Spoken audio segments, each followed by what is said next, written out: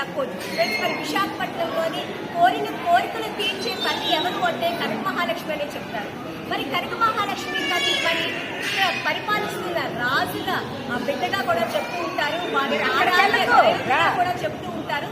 Friends, మరి ఇక్కడ మరి ఈ బాధలో చూసుకున్నట్లయితే అప్పుడు రాజుల యుద్ధ కాలంలోని అమ్మవారిని సురక్షితం చేసే ఒక క్రమంలోని ఆ అమ్మవారి విగ్రహాన్ని ఈ బాధలో అయితే వేయడం అయితే జరిగింది.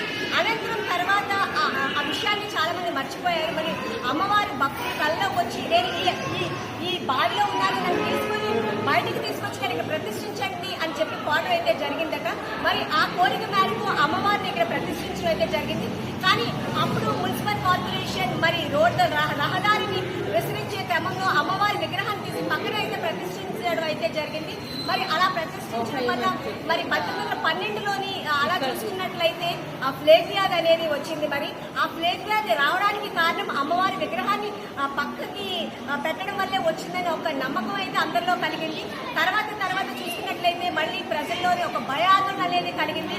ఆ తర్వాత క్రమంలో చూసుకున్నట్లయితే అమ్మవారిని యథాస్థితిలో మళ్ళీ ప్రతిష్ఠింప చేయడం అయితే జరిగింది. అప్పుడు ప్లేగ్ వ్యాధి పూర్తిగా తగ్గుముఖం అయితే పడింది. సో ఫ్రెండ్స్, మరి అప్పుడు అమ్మవారు చెప్పడం ఏంటంటే ఎక్కడైతే నాకు ప్రతిష్ఠిస్తారో అక్కడ నాకు గోపురం కానీ తలుపులు కానీ ఉండకూడదు అని చెప్పారు.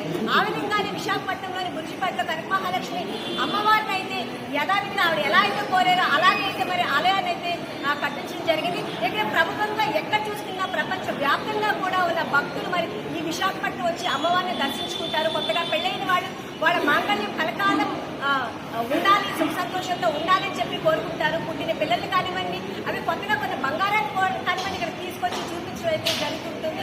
అలాగే మరి ఆలయంలో శ్రీచక్రాన్ని కూడా మరి ప్రతిష్ఠించడం అయితే జరిగింది. మరి శ్రీచక్రాన్ని కూడా మరి ప్రతిసారి శ్రావణ మాసంలో కానివ్వండి, దసరా కానివ్వండి, ఇలా ఏవైనా పెద్ద పెద్ద సంబరాలు అలా వచ్చినట్లయితే ఖచ్చితంగా పూజలు కూడా చేయడం అయితే జరుగుతుంది. సో కనక మహాలక్ష్మి తల్లి ఆశీర్వచనాలు అందరికీ ఉండాలి. తప్పకుండా మీకు వీలైనప్పుడల్లా కనక మహాలక్ష్మి గురికి రండి, తల్లి ఆశీర్వచనాలు అయితే తీసుకోండి.